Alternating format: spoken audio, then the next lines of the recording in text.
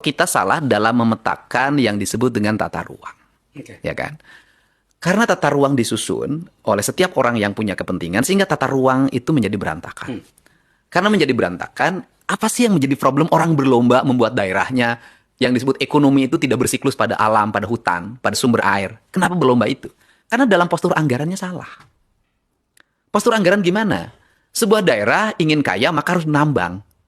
Sebuah daerah ingin kaya maka harus jadi industri. Semua daerah kaya harus jadi pusat kota yang banyak hotelnya. Kan seperti itu perspektifnya. Disitulah letak keadilan seorang pemimpin dalam membaca wilayah. Bagaimana? Semestinya kan penyusuran anggaran itu dipetakan berdasarkan kebutuhan warga. Kemudian begini, hujan itu tetap awannya kan dari gunung. Kemudian turun di pertengahan, nanti dibawa ke laut. Kan dalam sistem anggaran kan harus dirubah seperti itu.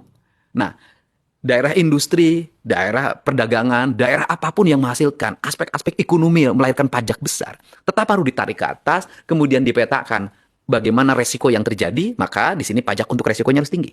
Kemudian bagaimana yang nyumbang air Anda sehingga Anda menjadi wilayah industri, maka uangnya harus digeser juga ke gunung.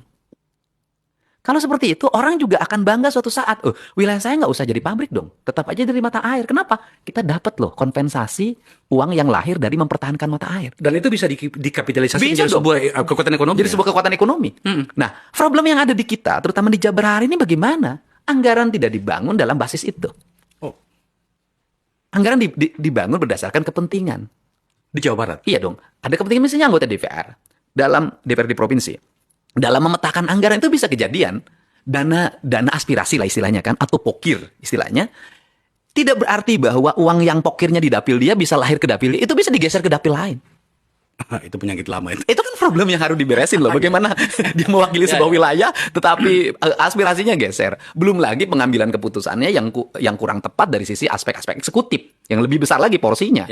Kan semakin melahirkan ketidakadilan. Nah, sehingga orang desa merasa dia tidak mendapat apapun dari progres ini.